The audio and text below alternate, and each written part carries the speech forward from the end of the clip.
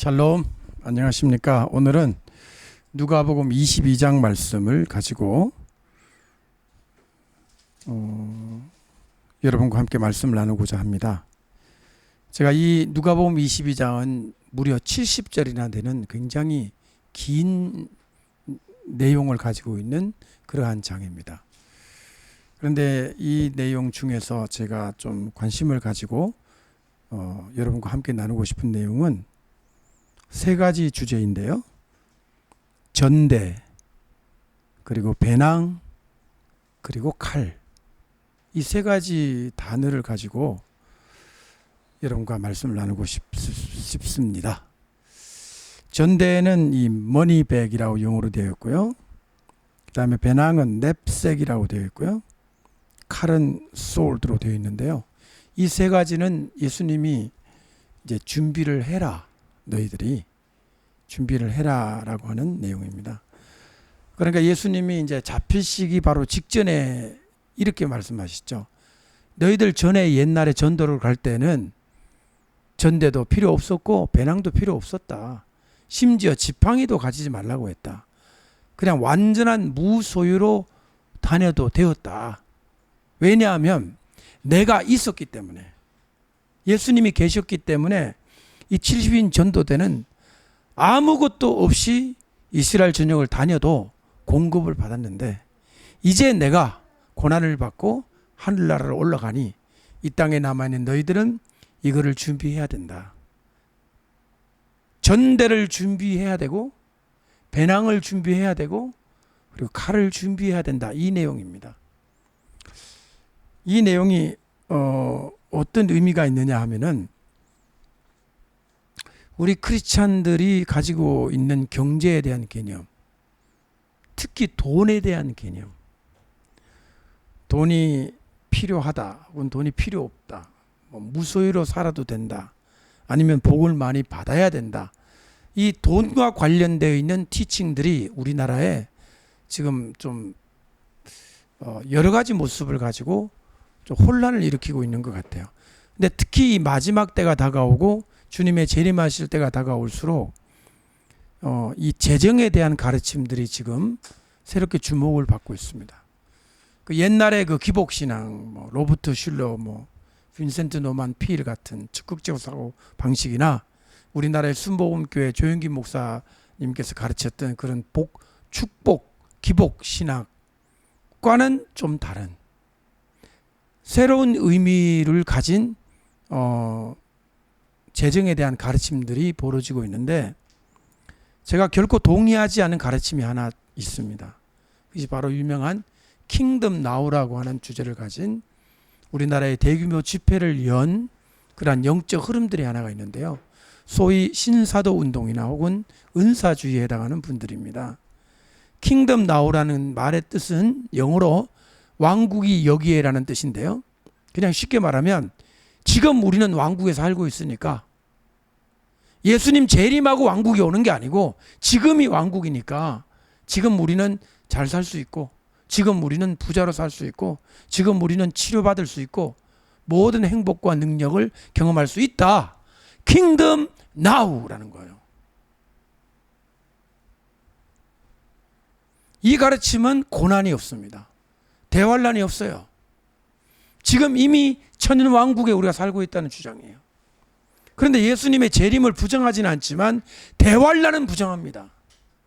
적그리스도의 출현도 얘기하지 않아요. 그냥 지금 이대로 쭉 그냥 행복.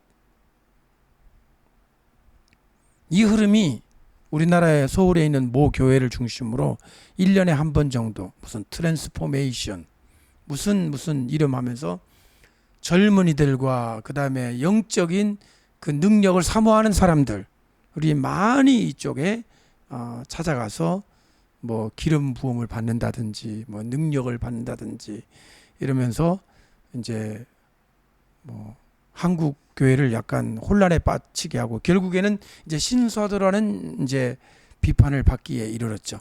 오늘 이 시간 우리는 과연 예수님 말씀하신 그것이 내용이 뭔지 우리 한번 살펴보기를 원합니다. 여기서 이제 본문으로 들어가기 전에 제 자신의 개인적인 신앙의 여로 지금까지 그런 여정을 살펴본다면 저 자신도 많이 휘청휘청했던 것 같아요. 일관되지 않고 저 자신의 마음속에도 어떻게 사는 것이 옳은 건지 제 자신도 헷갈린 적이 많았어요. 제가 은혜를 받기 시작했던 80년대, 제가 82학번이기 때문에 은혜를 주로 집중적으로 받은 게 70년대 후반부터 시작이 됐습니다. 그때는 우리나라에 엄청난 기독교의 대부흥의 그 열매를 보고 있는 개척교회들마다 어마어마하게 이제 성공률을 자랑하고 많은 사람들이 교회로 쏟아 밀려 들어가는 그러한 시즌이었죠. 그때는 자연스럽게 하나님께서 복을 주신다는 것을 그냥 1초의 의심도 없이 받아들였고 그렇게 기도했고 그렇게 그 물결에 저도 있었어요. 그러다가 이제 그 물결이 약간 주춤하고 난 다음에 반성이 일어나는데 이제 부흥회를 비판하면서 이제 성경 공부로 강조하고 큐티를 강조하는, 그러니까 부흥회식의 신앙 한번 그냥 뭐 일주일간 와 그냥 불받고 그냥 그게 사라지면 또 허탈하게 또 감정주의의 그 부흥회를 지향하고 하지 말고 그냥 매일매일 성경 큐티하고 성경 공부하고 제자 훈련하고 하는 그러한 물결 속으로 이제 가자. 그러면서 어느 날 갑자기 신문에 광고가 나는데 전면에, 완전 전면 아니고 전면 하단부에 처음에는요 내용도 없어요. 그냥 거의 빈 공간에 뭐 작은 글씨 몇 개 있고 그러더니 그게 이제 일주일 간격으로 반복되더니 나중에 그게 빛과 소금이라는 잡지의 광고였어요. 아실 겁니다. 빛과 소금이 뭔지. 그때 빛과 소금이라는 잡지를 뭐 안 읽으면 그 사람은 성숙한 크리스찬이 아닌 쪽으로 갈 정도로 폭풍 같은 인기를 누렸죠.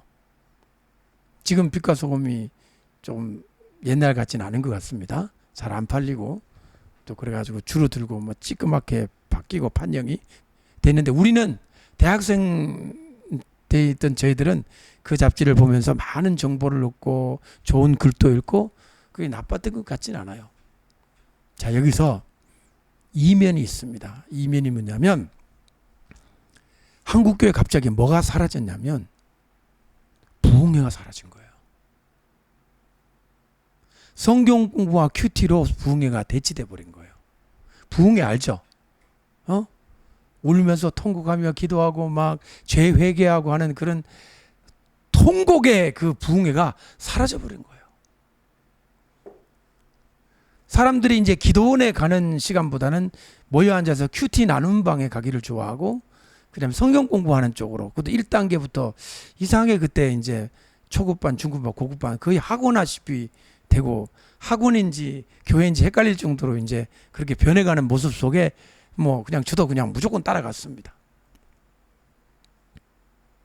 그러면서 기복신앙이 공격을 받기 시작했죠. 아, 예수 믿고 잘 사는 게 예수님의 복음이 아니다. 그 예수님의 그 축복은 영적인 거고 그 다음에 마음의 기쁨이고 뭐 이런 무형의 축복이지 유형, 즉 돈 잘 벌고 이거 아니다. 근데 묘하게 그 시기가 한국의 경제 성장에 아주 중요한 시기였죠.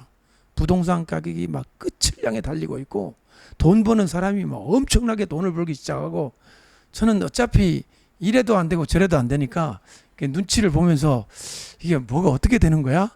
이러면서 이제 대학 시절을 보내고 그러면서 이제 그 돈 많이 벌고 그런 사람들은 나쁜 짓을 많이 했을 거야라고 하는 좌파적 생각을 한쪽에 또 가지면서 돈 없는 제가 볼 때는 돈 많은 사람이 다 악당으로 보이고 그 다음에 돈 잘 번다고 가르치는 목사님들이 전부 거짓 선지자로 보이는 그런 시절. 여러분 이해하시죠? 제 마음을. 여러분 솔직히 그런 마음 없었어요? 있었던 것 같아요. 조금씩은. 그죠? 그러면서 세월을 지냈습니다. 그리고 이제 최근에 이제 제가 한 5년 전부터 요한계시록을 가르치는 이제 사역자가 되기로 결심하고 본격적으로 이제 거의 세상에 내동댕이 쳐졌죠. 그러면서 이렇게 무소유로 사는 것이 참 행복하다. 이제 말도 하고 이제 아이들하고 지내면서 얘들아, 너희들 얼마나 행복하니? 이 돈 없는 아버지를 만났으니까 걱정할 필요가 없지 않냐? 무슨 얘기인지 잘 모르시죠?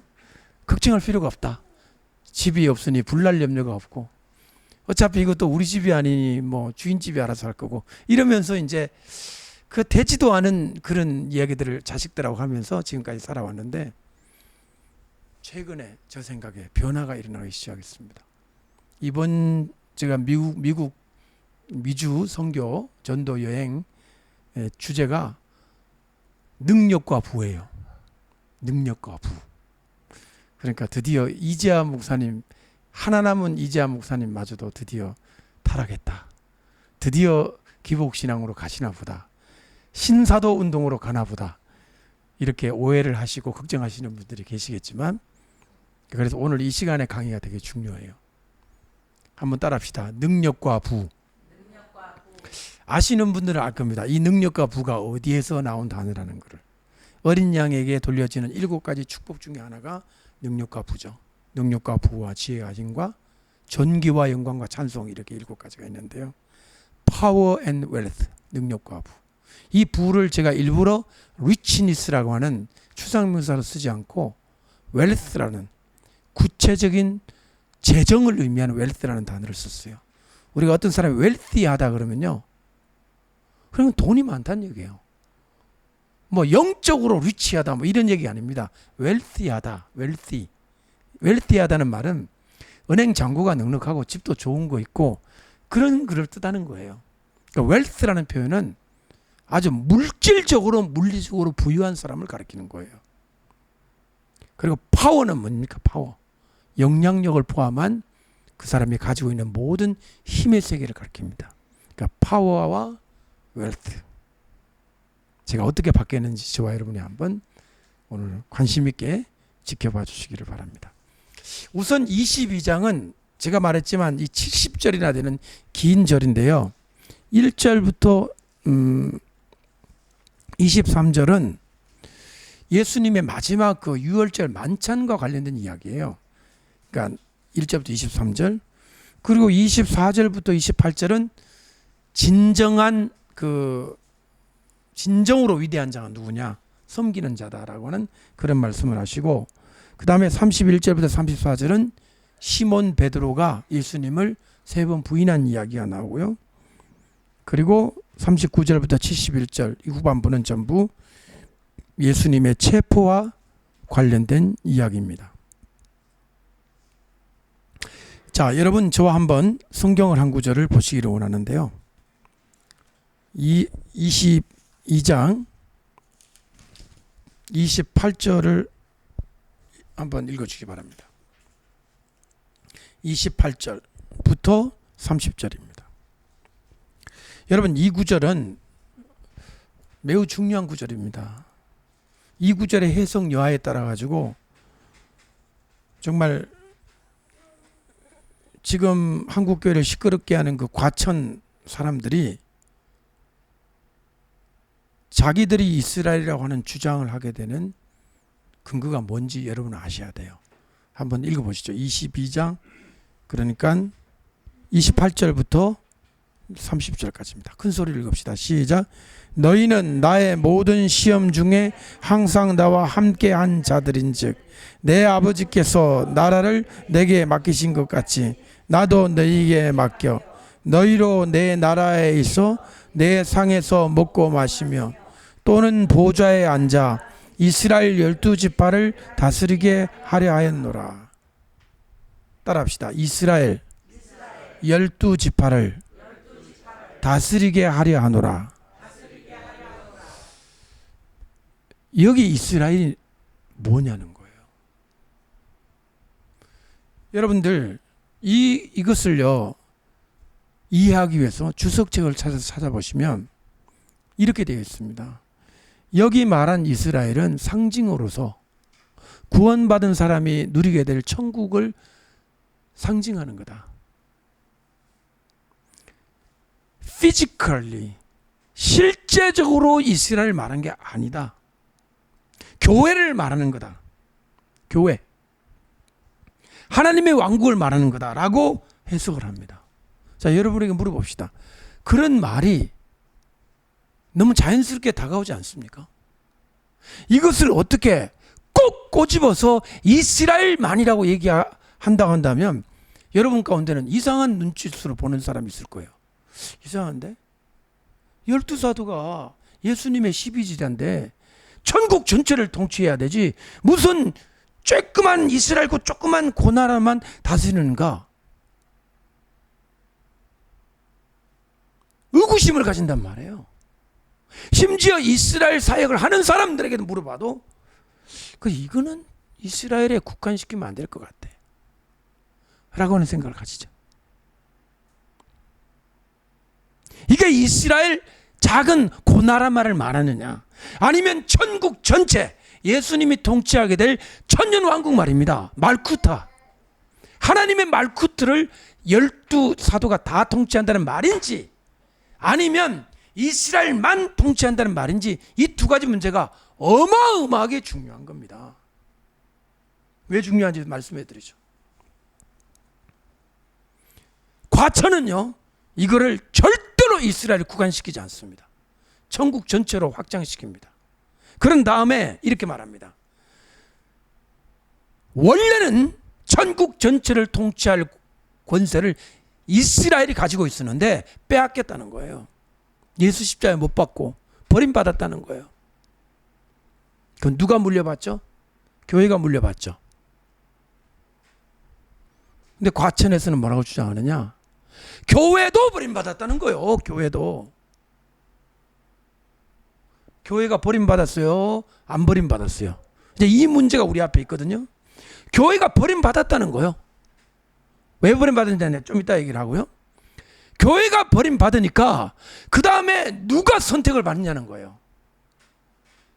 한국이 전 세계에서 이스라엘 대신해 가지고 이스라엘 대신에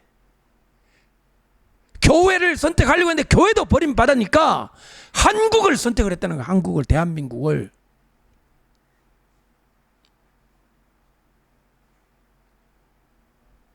여러분, 이단 하면요, 머리에 뿔 달려가지고 얼굴이 시커멓고 눈이 뻘건 그런 괴물로 보이는 게라고 생각할 거예요. 매우 가까운데 이단의 길이 있어요. 너무나 쉽게 이단이 되는 거예요. 한국이 제2의 이스라엘이다, 이런 말 안 들어보셨어요? 그런 말을 들어본다 아멘 하셨을걸요? 대한민국이 제2의 이스라엘이 되게 해 주옵소서. 그때 여러분들이 그게 뭐가 나빠가지고 노면하겠어요? 맞지, 우리 한국도 이스라엘처럼 한국 제2의 이스라엘 되게 해 주십시오. 이번에 8월 15일이 이제 해방이 되면 그날이 우리나라 건국일이잖아요. 현 정부는 그걸 건국일로 인정 안 하려고 그러고 상해 임시정부를 우리나라 건국으로 인정하려고 그러잖아요. 그게 다 중요한 거예요. 1948년 5월 14일이 이스라엘이 건국이고 8월 15일이 한국 건국이란 말이에요. 우리 쌍둥이 나라처럼 되어 있단 말이에요. 한 나라야. 이게 되게 중요한 건데 그거 싫은 거죠.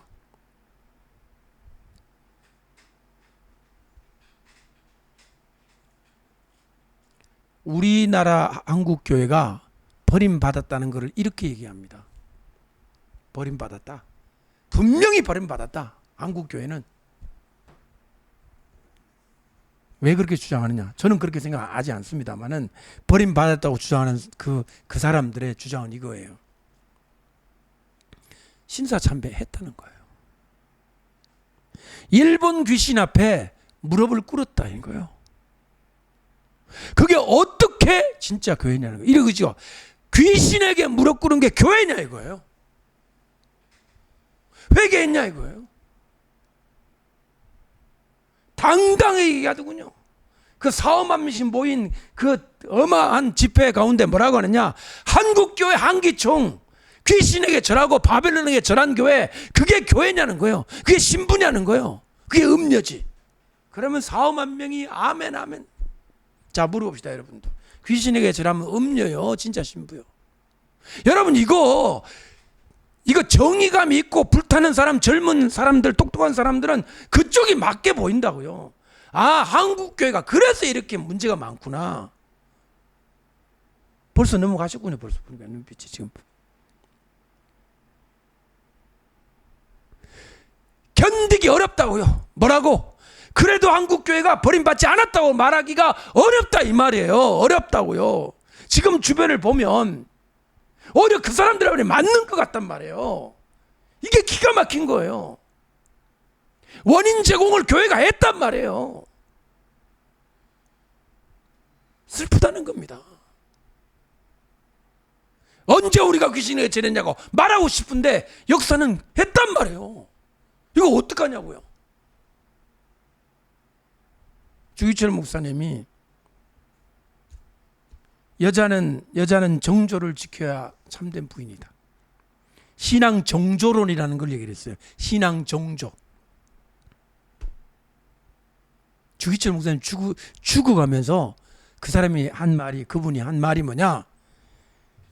남편에게 대해서 정조를 지킨 것 같이 그리스도의 신부는 귀신에게 절할 수 없다고 그랬다고요. 나라도 지켜야 된다는 거예요. 자기 혼자라도. 이쪽에서는 더 뚝뚝하게 하죠. 그래, 귀신에게 절한, 영적으로 간음을 한 교회가 교회냐고.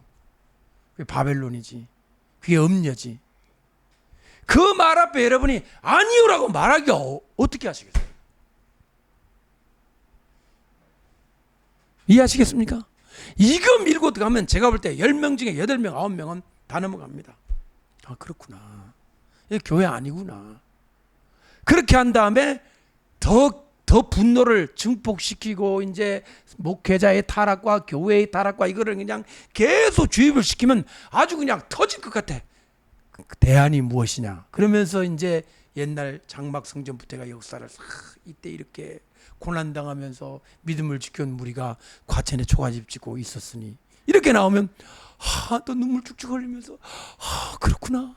정말 이분들이야말로 우리 한국에서 믿음을 지킨 분이로구나. 이러면 북한 지하교회 성도들하고 비슷한 분이다. 이렇게 막 나오면 저 몇만 명이 그냥 된 게 아니에요. 그만큼 이유가 있고 사람의 이 원초적인 감정을 자극할 만한 뭔가 있기 때문에 간 거지. 다 저 마약 먹고 넘어간 게 아니에요.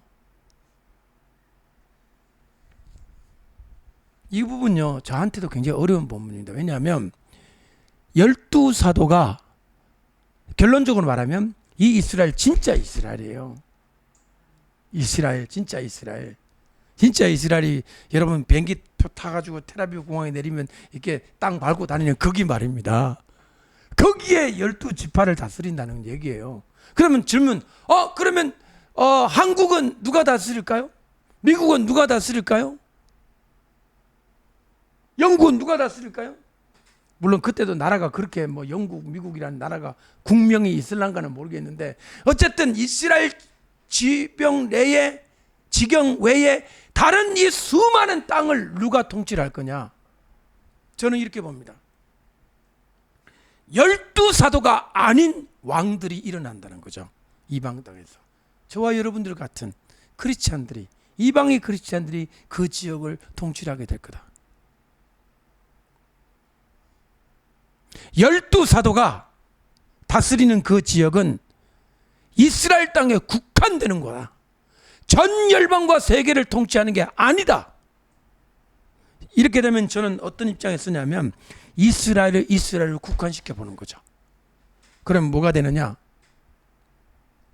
교회가 대치했다는 것도 거짓이고요. 과천이 대치했다는 것도 거짓이에요. 이스라엘은 이스라엘이고요. 열방은 열방입니다. 자, 이스라엘의 아이덴티티를 아는 게 얼마나 중요한지 아시겠습니까? 그 과천을 무너뜨릴 수 있는 유일한 키워드는 이스라엘 아이덴티티를 아는 거예요. 그럼 그들이 우리가 대신 그 자리를 취했다. 대체했다. 아시겠어요? 부인이 있었는데 부인이 죽었거나 도망갔거나 이혼했거나 그러면 누가 대체하잖아요. 그 자리를. 대체하잖아요. 부인이 죽었거나 부인이 이혼을 해서 갔거나 아니면 아침에 짐 싸들고 도망을 가버려가지고 남자 혼자 있으면 다른 여자가 그 옆에 오면 그 여자는 대체한 거 맞죠? 하나님이 그렇게 하시냐는 거예요. 아닙니다. 이스라엘도 회복을 시키고 쫓아보내는 게 아니에요. 회복을 시켜요. 비록 지금은 저렇게 아직도 예수님을 믿지 못하고 있지만 그 가운데도 하나님을 믿는 사람들이 지금 점점 예수님을 믿는 사람이 일어나고 있잖아요. 회복을 시키고 열방에 있는 성도들과 연합을 해서 참 감람나무와 돌감람나무가 하나가 접붙임이 돼가지고 진짜 그리스도의 신부로 일어서는 날이 지금 다가오고 있단 말이에요. 이렇게 이해를 해야 되지 뭐는 버려버리고 다시 재혼을 한다든지 그런 거 아니에요. 재혼 아니에요. 재혼이 회복이에요. 회복. 근데 재혼이 좋아요? 회복이 좋아요? 꼭 그 진짜 부인을 그렇게 내팽개쳐가지고 죽은 걸로 간주하고 재혼해야 되겠어요? 그럼 만약에 안 죽었다면 그 첫째 부인이 슬플까 안 슬플까? 나를 버리고 딴 여자하고 같이 사네? 하나님 그러신 분 아니에요. 하나님 마음이 아프시지만 기다리고 사랑하시고 회복시켜서 거룩한 주님의 신부로 만드실 줄 믿습니다. 얼마나 중요합니까? 이스라엘을 똑바로 알면 문제 해결되는 거예요. 자, 그러면 제가 조금만 더 진전시켜 보겠습니다. 그렇다면 그 예수님의 12제자가 그 이스라엘만 통치한다 그러면 너무 그 통치의 반경이 작은 거 아니에요? 그 정도 예수님의 초기에 12명이면 좀 저기 러시아 같이 넓은 땅, 뭐 미국 같이 넓은 대륙 하나씩 맡겨줘야지. 근데 쬐끄만 이스라엘 땅에 그거를 12개로 나눠갖고 그거 가르치면은 그 너무 그 상의 양이 퀀티티가 적은 거 아니에요? 그런 생각이 드시죠? 그래서 제가 요한계시록을 보면요 아주 특이한 장면이 나오는데 새하늘과 새 땅이 나오잖아요.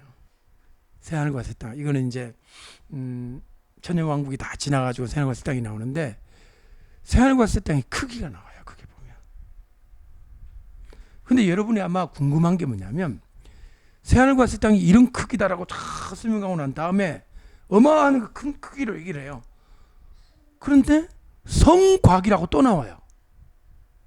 그러니까 새하늘과 새 땅의 예루살렘 성을 설명하면서 넓은 반경 안에 작은 성곽의 규모가 나오는데 성곽은 이 전체 크기에 비하면 일부예요. 그 일부 성곽의 모습이 어떻게 되어 있냐면 위에는 12지파, 이스라엘 12지파가 되어 있고 아래는 이스라엘 그 예수님의 12사도의 이름이 기록되어 있죠. 그렇게 되어 있어요. 그래가지고 12사도의 그 기초돌에는 12보석이 있잖아요. 12보석. 벽옥과 홍보석과 막 12가지 보석이 찬란하게 나오잖아요. 그리고 12사도가 이름이 나오잖아요. 제가 여기서 지금까지 제가 본 해석, 지금까지 본 저의 시각을 약간은 수정을 해야 될 필요가 지금 생긴 거예요. 제가 뭐라고 가르치냐 지금까지 이렇게 가르쳤어요. 여기에 12사도와 12사도가 밑바닥에 있고 이 위에 있는 12지파는 제가 가르치기를 이렇게 가르쳤어요. 위에 있는 12지파는 이스라엘이다. 밑에 있는 12사도는 예수님의 12제자니까 교회의 기초라고 제가 얘기를 했어요. 제가 그렇게 볼 수 있는 여지도 지금도 있다고 생각합니다. 예를 들면 어린 양 예수님으로 인해 가지고 교회가 생겼으니까요. 근데 지금은 제가 어떻게 보이냐면 이 성곽이 전체 넓은 바운드리의 한 중심으로 보이는 거예요. 마치 뭐처럼 보이느냐면 여러분 성전을 생각해 보세요. 성전의 가장 거룩한 것은 홀리 오브 홀리죠. 무슨 성소라 그래요? 지성소라 그러죠. 지극히 거룩한 거예요. 그냥 거룩이 아니에요. 그 다음에 홀리 플레이스가 성소가 있죠. 그 다음에 제사장의 뜰이 있죠. 그 다음에 남자의 뜰이 있죠. 그 다음에 여자의 뜰이 있죠. 그 다음에 이방인의 뜰이 있죠. 동심원인 거예요. 동심원. 가장 고귀한 게 한 센터에 있고 그 센터 중심에서부터 점점 넓어지는 거예요. 여러분, 지성소에 있는 땅 손바닥 하나와 저 이방 땅 몇만 에이크와 비교할 수 있냐는 거죠. 이거는 양의 문제가 아닌 거라는 거죠. 12사도가 받은 이스라엘은 하나님 나라의 한 중심부이기 때문에 땅의 크기를 가지고 그분들이 받은 영광과 권위가 적다라고 볼 수가 없다는 거예요. 다시 설명합니다. 계시록 21장 이후에 나오는 그 새 예루살렘 모습에서 성곽으로 표현되어 있는 작은 플레이스는 이스라엘로 보고 싶어요. 한 중심. 하나님 나라의 지성소와 같은 곳이에요. 완전히 거기는 임금께서 통치하시는 모든 명령이 거기로부터 나오고 모든 하늘나라의 가장 중심인 보좌가 설치되어 있는 곳이라는 거죠. 거기에 누가 있냐? 12사도가 있다는 거예요. 그럼 뭐냐? 이방의 땅, 전 세계와 전 이 반경에는 저와 여러분들 같은 이방 땅의 하나님의 종들과 왕권을 받은 자들이 통치를 한다는 거죠. 따라서 12사도를 그냥 교회의 기초 열방으로 해석하는 것은 제가 좀 부족했다고 생각합니다. 이 역시도 이스라엘을 의미한다는 거죠. 성곽 두 개가 다, 위에 12지파와 아래 12사도가 이 두 개가 다 이스라엘을 의미한다는 거죠. 하늘나라, 새롭게 이루어진 하늘나라에서 말이죠. 아십니까? 그렇게 생각을 하게 된 계기가 바로 이거라는 거죠. 이스라엘 12지파를 다스리게 하려 하느라. 또 하나, 마태복음 19장에 어떤 얘기가 나오냐면 베드로가 묻습니다. 그런즉 우리가 모든 것을 버리고 주를 따라 싸우니 우리가 무엇을 얻으리이까? 그때 예수님 말씀하셨죠. 세상이 새롭게 되어 인자가 자기 영광의 보좌에 앉을 때 나를 따르는 너희도 이스라엘 12지파를 심판하리라. 똑같은 구절이에요. 전부 한국교회를 비롯한 세계교회가 다 상징으로 해석했습니다. 이 이스라엘 12지파와 이 이스라엘을 그냥 천국, 그냥 하늘과 새 땅, 예수님 다스리는 뭐 천년왕국과 그 이후의 영원한 세계를 뭉뚱그리고 해석했지, 이거를 이스라엘로 국한시켜 해석하지 않았기 때문에 과천의 공격에 무방비로 넘어졌던 거예요. 이거를 이스라엘로 보아야만 됩니다. 그리고 이스라엘은 하나님 나라의 한 중심부에서 가장 고귀한 땅이고 다른 모든 열방은 이스라엘에 접붙여진 것 같아요. 원래는 돌감람나무예요. 우리 그 고백신학교의 교수님 한 분이 다소 거슬리는, 처음에는 이해 안 되는 표현을 썼어요. 하나님 나라가 뭐냐고 우리에게 묻더라고요. 뭐 천국, 세상과 세상 막 이러니까 그분이 하는 말이 하나님 나라는 이스라엘 연방 국가래요. 나 그 표현이 너무 생경해가지고 이스라엘 연방 국가? 그게 뭐지? 연방 국가. 이스라엘이 가운데 있고 전부 연합을 한 연방 국가라는 거예요. 이스라엘 연방제, 고려 연방제가 아니고, 이스라엘이 한 중심에 있고 예수님의 보혈로 전 열방이 다 연대가 되어 있는 연방 국가라는 거예요. 그것이 예수님이 오시면 그 나라를 이루신다는 거예요. 예수님 보좌를 이스라엘에 세운다는 거예요. 땅에, 하늘과 새 땅에, 천의 왕국에. 미국 워싱턴 DC에 세우는 것도 아니고 대한민국에 세우는 것도 아니고, 그러니까 예수님 보좌를 이스라엘 세운다니까 무슨 예수님 보좌를 어느 특정한 지역에다 세우냐고, 그것도 이상하게 안 믿는 분들이 계시더라고요. 상징으로 머리에 다루 박힌 사람은 예수님의 보좌가 땅에 설치된다는 것조차도 믿지 않으려고 그래요. 안 믿으려고 그래요. 전부 영적으로 상징으로 보니까 이 상징과 영적인 이런 해석의 껍질을 벗지 않으면 성경이 완전히 안개 가리는 게 되는 거예요.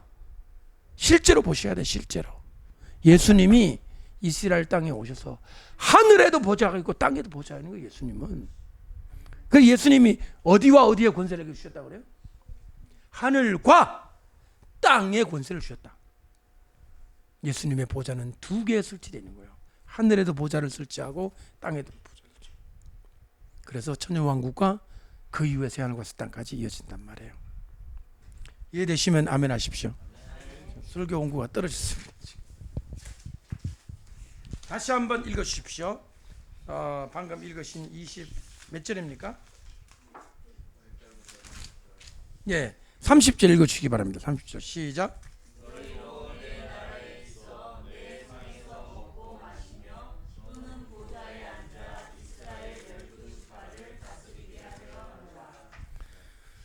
그 다음에 또 하나, 여러분 예수님의 그 유월절 만찬 얘기를 보게 되면 이런 말씀이 나오죠.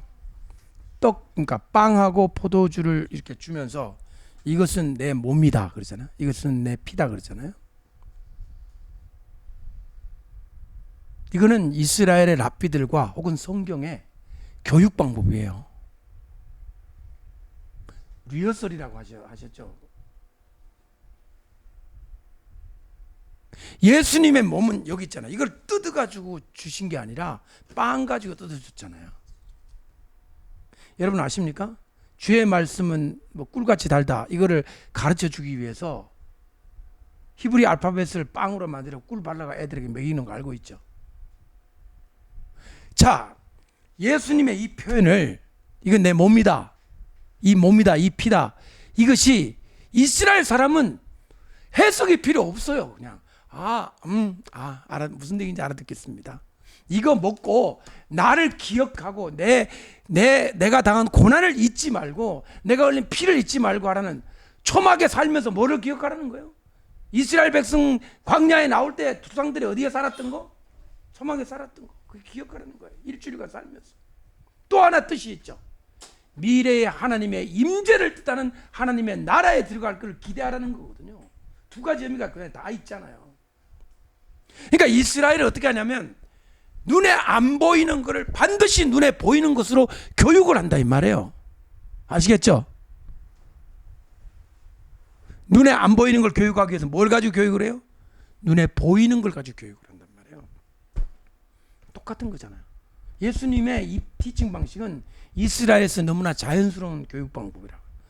이것이 막 유럽으로 넘어가니까 세 가지 학설이 나와. 야, 예수님이 내 몸이다 그랬는데 진짜 몸으로 샥 바뀐 거 아니야? 화채술이 등장했어요. 화채술. 될 화자, 몸채자, 설한 설. 화채. 수박 화채가 아니고요. 빵이 신부님들의 기도를 통해서 진짜 예수님 몸으로 변한다라고 주장한 거예요. 천주교에서 이렇게 가르치죠. 한쪽에는 바뀌는 게 아니고 그냥 빵은 빵이야. 이거는 그냥 빵인데 예수님을 기억하라고 준 거야. 이게 상징주의잖아요. 침례교, 찌빙글리의 가르침이에요. 그 다음에 장로교 시조인 칼빈은 두 개 다 너무해. 두 개 다 너무하고 이거는 그냥 빵이 아니야. 분명히 중요한 빵이야. 어떤 빵? 중요한 빵. 우리 장로교인들은 뭘 드시냐면요, 중요한 빵을 드시는 거예요. 천주교회는 예수님 몸을 드시는 거고, 침례교인들은 그냥 빵 먹는 거고, 장로교인들은 중요한 빵을 먹어요. 그럼 어떤 의미에 중요하냐?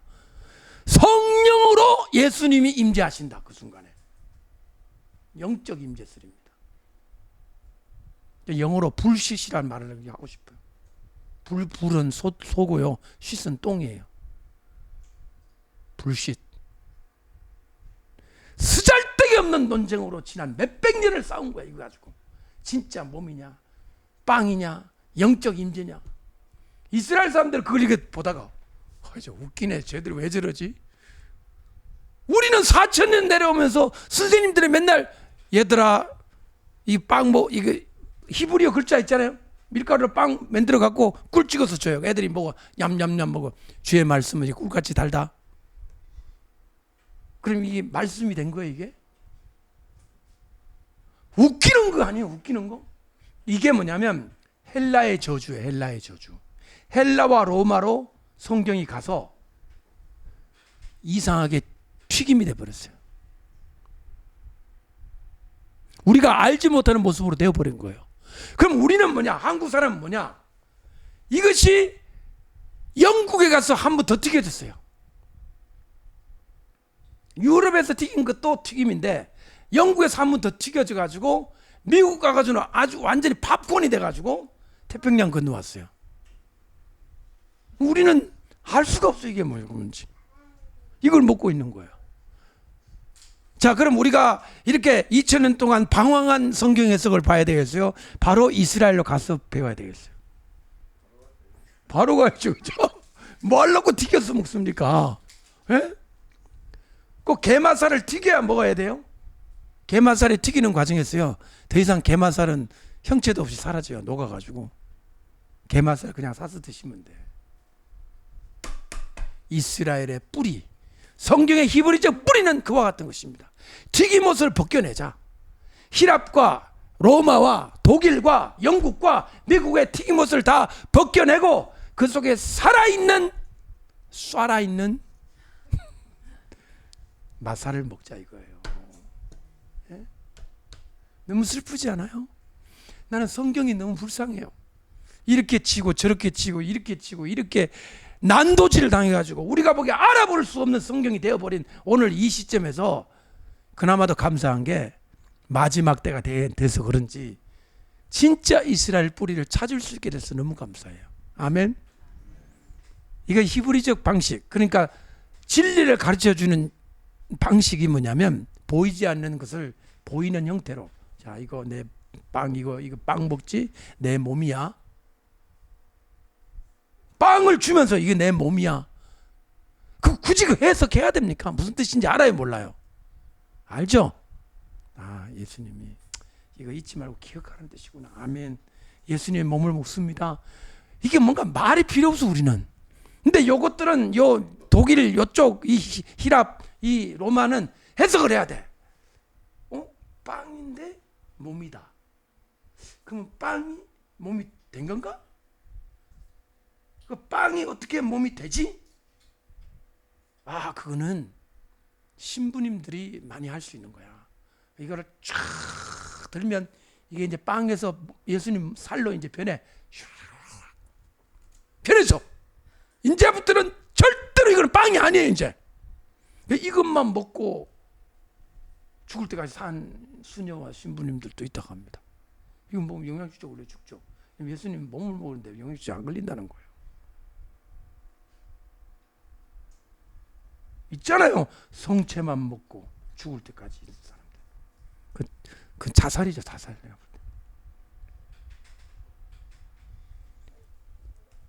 꼭 기억하셔야 되고요. 그래서 우리가 이스라엘의 뿌리를 알아야 한다. 지금 이제부터 잠깐 동안 본론을 제가 공부를 하겠습니다.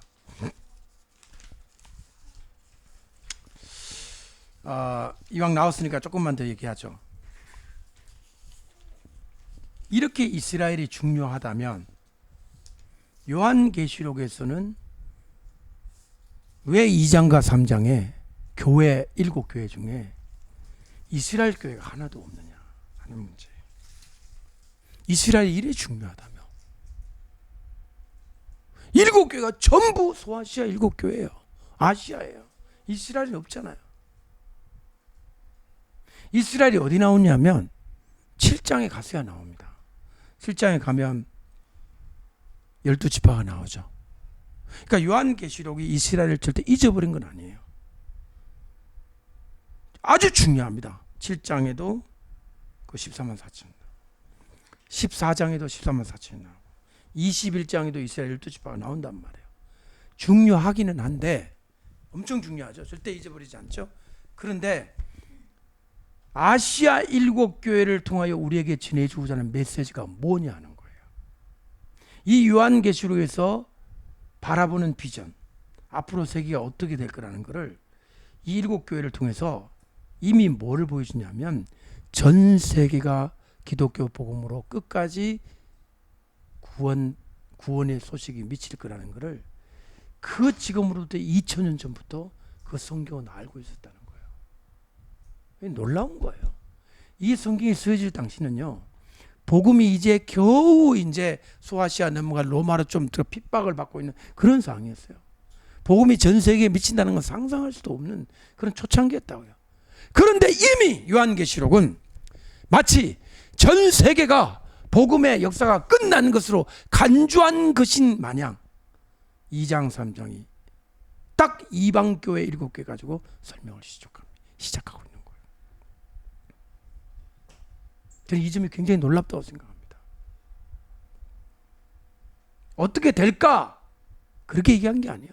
이미 이방 전역이 예수 그리스도의 보혈로 구원의 소식이 전해진 것을 이미 간주하고 이 성경이 시작이 되는 거예요. 이게 굉장히 놀랍죠. 이스라엘 사람들이 보면 더 놀랍죠. 왜 이스라엘로 시작을 안 하냐고.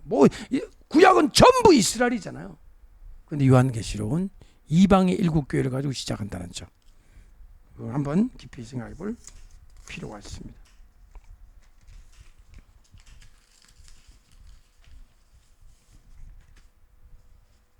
전대는 아람어로 키사, 배낭은 타르몰라, 칼은 사이파라고 합니다. 키사, 타르몰라, 사이파. 자, 이 세 가지를 준비하라고 하신 주님의 말씀 한번 보죠. 몇 절에 있는지 보시죠. 22장 몇 절에 나옵니까? 35절 6절에 나오죠. 35절 6절 한번 읽으시기 바랍니다. 시작.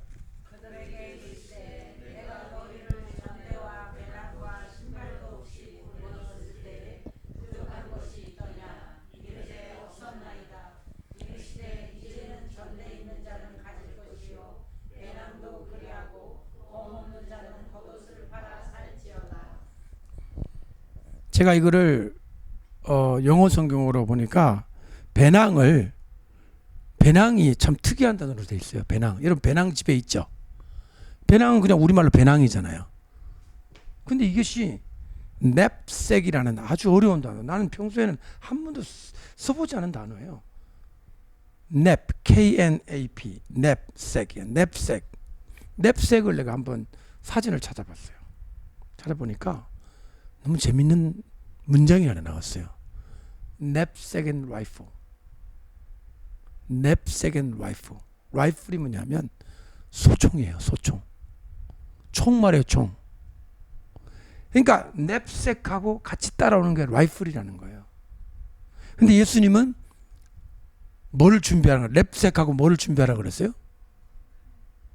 그 당시는 라이플이 없었잖아요. 뭐가 있었어요 대신에?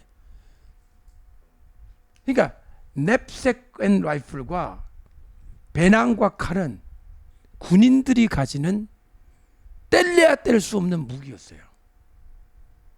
우리 군인들 등에 져야 안 져요, 뭐를. 그 안에는 다 들어가죠. 이동 장비가 쓰는 모든 거를. 그러니까 반드시 짊어지고 군장을 짊어지고 라이플을 드는 이게 군인의 모습 아닙니까? 옛날도 마찬가지라는 거예요. 배낭을 짊어지고 칼을 든 자세. 이거 군인이란 말이에요. 그래서 사실은 이게 세 가지가 아니라 두 가지인 겁니다. 냅색 앤 라이플. 배낭과 검은 군인의 모습이고요. 전대는 상인의 모습이에요. 아니 예수님의 제자는 다 필요 없어야 되는 거 아니에요? 뭐 하려고 배낭을 하고 칼 들고 전대를 차요? 예수님의 제자는 예수님만 믿고 그냥 무소유로 해야 되지?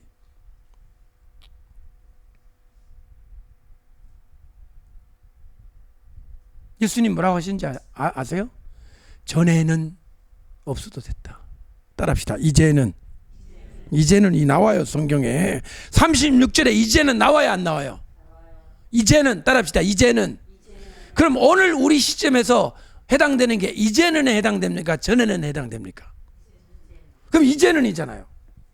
그럼 예수님 12제자는 두 가지를 가져야 돼요. 크게 말하면 두 가지, 작게 말하면 세문화시키면 세 가지인데, 전대를 가져야 되고 배낭과 칼을 가져야 돼요. 상인의 길을 가야 하고 군인의 길을 가야 돼요. 이게 누구한테 한 말이에요? 집사 장로들에게 한 말이에요? 예수님 12제자한테 한 말이에요? 예수님 12제자를 집사에 해당합니까? 목사님에 해당합니까? 그냥 쉽게 얘기하세요. 예수님 12제자 목사님 같아요? 집사님 같아요? 예? 머리 긁지 마시고 잘 생각해 보세요. 목사님 같죠? 근데 목사님이 뭘 준비해야 된다?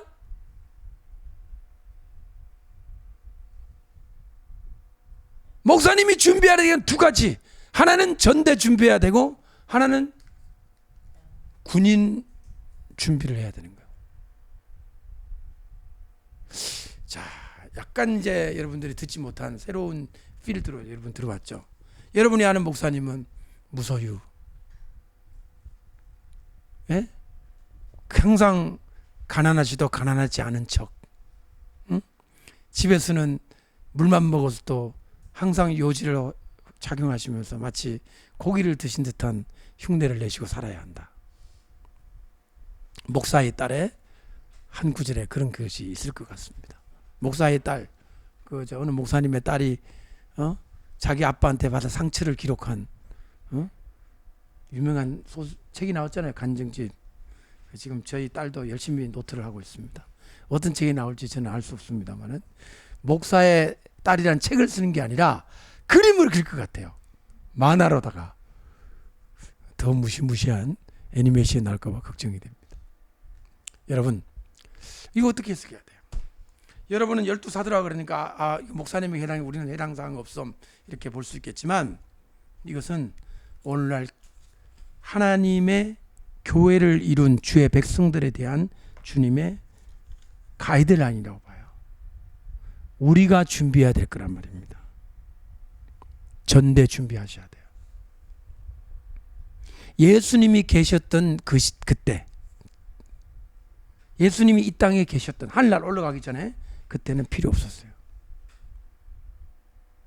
왜 필요 없었을까요? 예수님 뭐 어떻게 했나? 예, 그 오늘 본문에 나와 있어요. 예수님이 계실 때 어떤 일이 벌어지는지. 베드로야, 너 오늘 유월절 식사해야 되니까 봉투 2개 줄 테니까 한 개는 그 시설 예약하고 하나는 양 사와 했어요? 봉투 줬어요, 안 줬어요? 이랬죠. 오늘 시장에 들어가면 물 찌고 가는 사람 만날 거야. 물동이 치고 가는 사람 만날 거야. 그 사람 뒤 따라가. 이건 뭐예요? 어떤 시츄에이션이에요?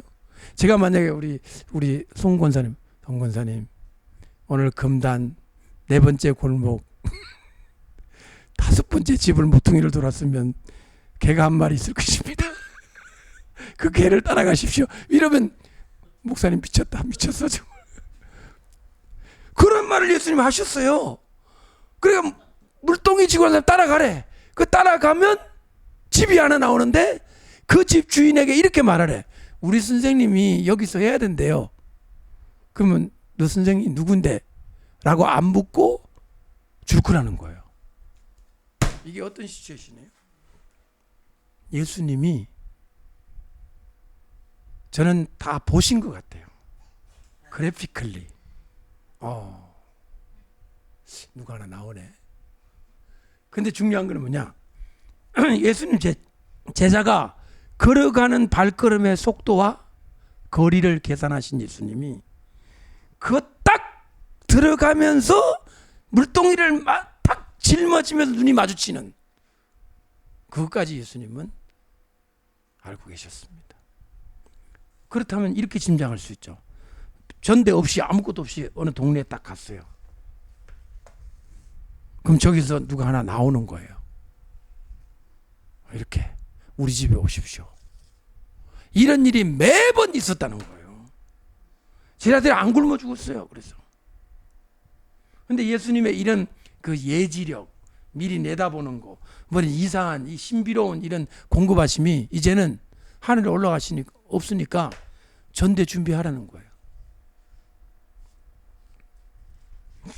어떻게 생각하십니까? 전대 준비하라 그러니까 없을 때가 좋았는데 그거 재밌는데 그거. 모성교 단체는 그걸 강조하잖아요. 주님이 주신다. 전대 준비하지 말고 가라. 그래가지고 제가 들은 가장 황당한 간증 중 하나가 뭐냐면 기도를 막 해요. 막 하고 주여 그리고 손을 내밀어 잡으라 그래 잡았대요. 보니까 돈이 잡히더라는 거예요. 그 돈이 회오리 바람을 타고 날아와서 주여 하고 할 때 0.1초만 가도 날아가고 늦게 와도 안 되는 거잖아요.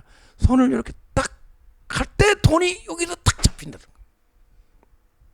이 간증부터 어떤 선교사가 막 기도하고 오늘 35달러가 필요합니다 그랬는데 눈 딱 뜨고 보니까 돈이 나무에 매달려 있더래요. 그래서 다 합쳐보니까 35달러라는 거예요.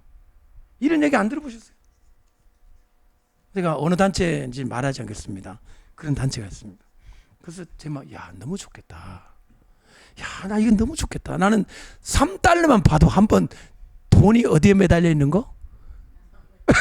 나 그건 너무 좋겠다 라고 생각했는데 예수님 말씀에 의하면 전대 준비해야 돼요. 보세요 이거. 전대를 준비하는 게 맞습니다. 칼도 준비하라. 칼을 준비하라 그러니까 칼은 조금 고가잖아요. 배낭은 그냥 옷 찢어가 만들 수도 있지만 칼은 고가인데 뭐라고 했냐? 너희 뭐를 팔아가지고 사라 그랬어요. 뭘 팔아 사라 그랬어요? 겉옷이죠. 클럭라고 하는. 그러니까 속옷이 아니라 겉옷은 약간 좀 여러분도 옷이 좀 면적이 넓잖아요. 겉옷은. 그러다 보니까 좀 가격이 나가잖아요. 그걸 팔아가지고 검을 사라. 희생을 치르면서까지 군인의 모습을 하라는 거예요. 두 가지의 모습. 이 상인의 모습과 군인의 모습은 예수님이 사도들에게 주신 가이드라인입니다. 선교하는데 돈 필요 없다. 필요합니다. 믿음을 지키는데 군인의 자세가 필요합니다. 운동도 해야 됩니다. 이제는 윗몸 일으키기도 하셔야 돼요. 팔굽혀펴기도 하셔야 돼요. 실제로 제가 저한테 제자가 되겠습니다라고 하는 어떤 70 가까이 되신 할머니 권사님이 계셨어요. 두 분이. 제가 그랬어요. 팔굽혀펴기 하세요. 그랬어요. 해봤대요.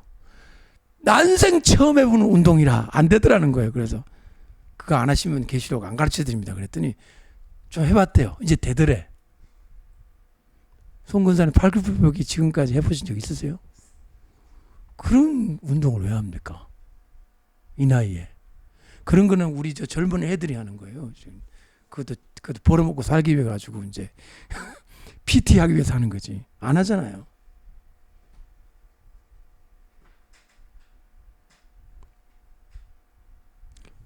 여러분, 군인은요, 진짜 군인 말합니다. 상징적 군인 말고, 저는 요즘 말만 하면 걱정이 돼요. 사람들이 상징을 받을 것 같아요. 제가 말하는 진짜 군인 있잖아요. 우리나라 대한민국 군인, 푸른 옷 입고 다니는 군인이 얼마나 체력 관리를 하는지 아세요? 그 왜 합니까? 체력 관리를. 유사시에는 나라를 지켜야 되기 때문에요. 전투 능력을 확보해야 되기 때문입니다. 오늘날 저와 여러분, 사도들을 비롯한 모든 크리스찬들은 전투 능력을 확보해야 됩니다. 재정 능력과 전투 능력을 확보하셔야 돼요. 우리의 실험은 혈과 육에 대한 것이 아니고 정사와 권세와 이 모든 어둠의 권세들을 위한 것이기 때문에 영적 준비가 가장 중요하죠.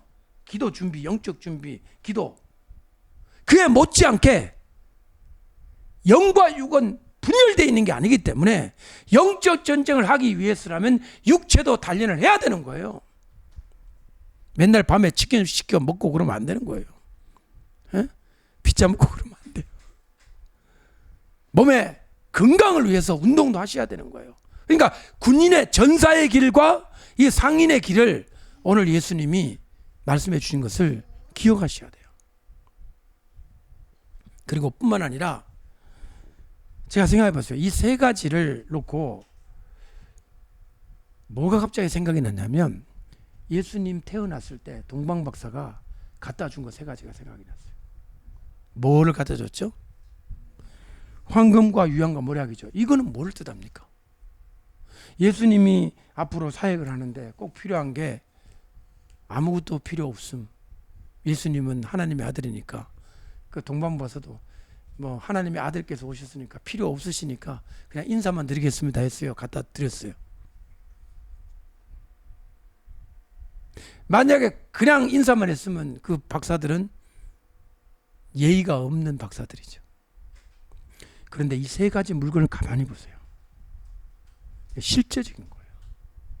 어떤 분들은 이 금을 가지고 여비로 썼다는 분이 계세요. 애국까지 내려가는데 예수님 어디까지 갔죠? 애국까지 갔잖아요. 그 당시 애국까지 어떻게 갑니까? 그냥 버스만 타면 그냥 한 몇 시간 만에 가는 게 아니에요. 그 당시는 나귀 타고 먹고 자고 경비가 많이 들어요. 가는데 누가 갖다 준 금? 동방박사가 준 금을 가지고 갔더라고요.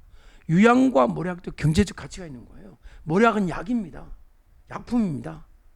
가다가 뭐 다치면 이렇게 예수님, 어린 예수님이 뭐 바르기도 하셨을 거고 또 조금 팔아가지고 여비에 쓰기도 했을 거고 유향도 역시 마찬가지예요. 이 세 가지는 다 그저 쓰레기가 아니라 아주 고가의 물건들이었단 말이에요. 그것도 이 동방박사가 어디에서 왔어요? 수입품이에요. 프랑스제라고 말해요. 우리말로 하면 이스라엘 입장에서 봤으면 이건 외제품이에요. 외제품. 우리나라 외제품 그냥 가져옵니까? 600불 이상 가져오면 뭐 내야 돼요? 세금 내야 돼요. 세금. 난 제일 아까울 때만 630불일 때 제일 걱정이더라고요. 그래가지고 가슴 쫄깃쫄깃하게 온 적이 많습니다. 통과할 때. 한번 걸린 적은 없지만 630불이고 어떻게 해야 돼? 600불 넘으면 안 되거든. 그러나 이 예수님이 같이 갈 때 이 고가의 외제 수입품을 가지고 갔기 때문에 그분들이 그 애굽에 내려가서 살고 돌아올 때까지 소중하게 경제적 가치를 가진 물건, 그냥 상징 집에 걸어놓고 구경하는 게 아니었다는 거죠.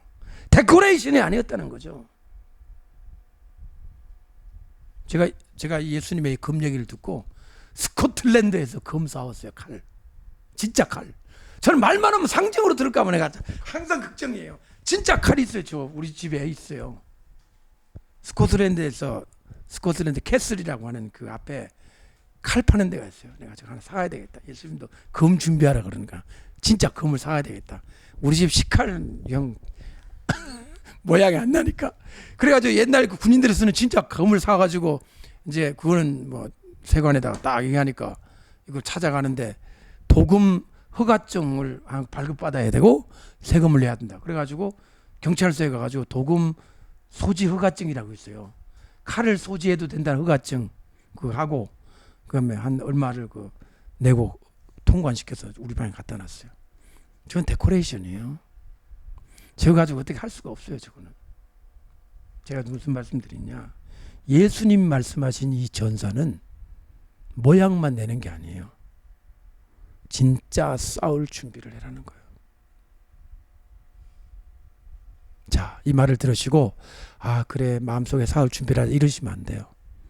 진짜 집에 가서 여러분이 중요하게 생각하는 통장, 여권, 주민등록증, 보험증권, 약관 다 하나의 백에 만들어서 작은 가방에 넣어 놓으세요. 그리고 여차하면 딱 짊어지고 오토바이 타고 진천으로 가셔야 돼. 제가 오토바이 한 대 사라고 그랬죠. 아직 안 샀지. 왜냐하면 차는 못 갑니다. 끝이에요.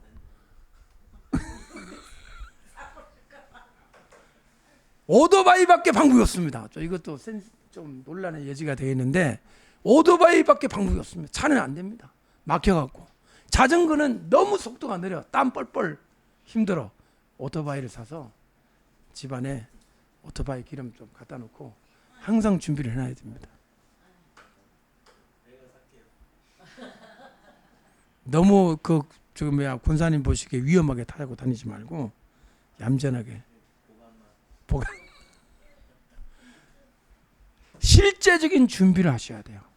내가 민간인이고 회사원이고 내가 그냥 평범한 가정주부라도 주님을 위해서는 싸울 준비를 해야 된다. 마음도 삶도. 군인들이 딱 들어가가지고 관물대라고 있어요. 관물대. 군인들이 그 옷 같은 거 정리해 놓는 거 있잖아요. 그 각 잡는다는 게 있거든요. 군인들의 그 속옷 있잖아요. 팬티, 난닝구 이런 거 있잖아요. 그 다음에 옷 같은 거. 이게 봉지에, 봉다리에 넣어가지고 이렇게 하면 절대 안 됩니다. 사각형으로 딱 잡아가지고 이렇게 해가지고 각을 잡아내요. 처음에 나는 이거 바리새인이네 이거. 이 외식주의자들, 이 나쁜, 나 그래 생각했어. 아니 몰라고 그냥 대충 해가지고 입고 그냥 빨면 되지. 우리 집에 가면 우리 집에 그 뭡니까 여러분들 그 세탁장 앞에 있는 이 빨래 주머니 어떻게 돼 있어요? 접혀져 있어요. 마구 쑤셔져 있어요. 되는 대로 넣어놓잖아요. 어차피 빨 건데 그걸 캐 놓는 집이 있으면 그 사람은 야, 저 정신적으로 검토해 봐야 돼. 안 캐 놓습니다. 그냥 대충 넣어놓잖아요. 저는 그거를 저도 내놓습니다. 내놓을 때마다 어떤 생각을 하냐면 우리가 군인이라면 우리 삶의 모습이 어떻게 해야 되나. 내가 분명히 군대에 있을 때는 이거 개는 안 했거든요. 물론 저는 좋은 군대가 아니라 약간 당나라 군대를 다녔습니다만은 우리 집 아들은 제대로 군대를 나왔거든요. 하여튼 제대로 아니지만 군대를 나왔어요. 저도. 제대로 군대 나오신 분들은요. 이 각을 잡아요. 쫙. 삶의 각을 잡으셔야 돼요. 군인답게 사셔야 돼요. 정리정돈을 하란 말이에요. 군인은 자기 시간, 자기의 육체, 자기의 모든 기량들을 정리정돈하면서 하는 겁니다. 그래서 하나님의 나라를 위해서 준비하는 거예요. 그 준비 중에 가장 중요한 준비가 무기입니다. 무기예요. 군인들은 그래서 갔다 오면 맨날 총기 수입하잖아요. 매끌매끌하게 언젠지 총알 쐈는데 총알이 안 나가. 삐극 총알이 안 나가면 그거 어떻게 되겠어요? 기름을 쳐가지고 딱 쏘면 그냥 다다다닥 총알이 나가야지. 여러분 지금 영적 전쟁하면은 이 다다닥 나가야 돼 있어요. 이 나가다가 푸시식 안 됩니다. 제가 지금 말한 이것은 실제적으로 군인의 준비도 하셔야 되고 상인의 준비, 전대를 차고 그럼 전대만 차고 돈은 없어도 되겠네. 또 이렇게 생각하시는 분이 계세요.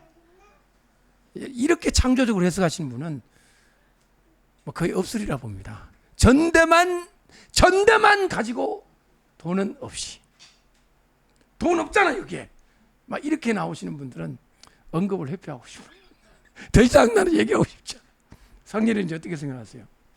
전대가 있으면 그 안에 뭐가 있어야 돼요? 꽉꽉 채워놔야 되죠? 여러분도 꽉꽉 채워놓으십시오. 전대를 가지라고 그랬어요. 이거 이 전대는 하나님 나라를 위해서 써야 될 돈들이에요. 하나님의 나라, 하나님의 나라를 위해서 그 방법은 주님께서 필요하신 대로 쓰시는 거죠. 하나님 나라를 위해서 쓸 것이 있기 위해서는 전대가 비면 안 되죠. 못하는 거죠. 비었는데. 자, 마지막으로 지금 이 시대가 경제적으로 약간 매우 지금 어려운 시기를 살고 있습니다. 우리가 실업자, 그 다음에 소상공인들 계속 문 닫고 있고요. 지금 어렵습니다. 전반적으로 경제가 어려운 이때 저와 여러분들이 재정의 보호를 받았으면 좋겠습니다.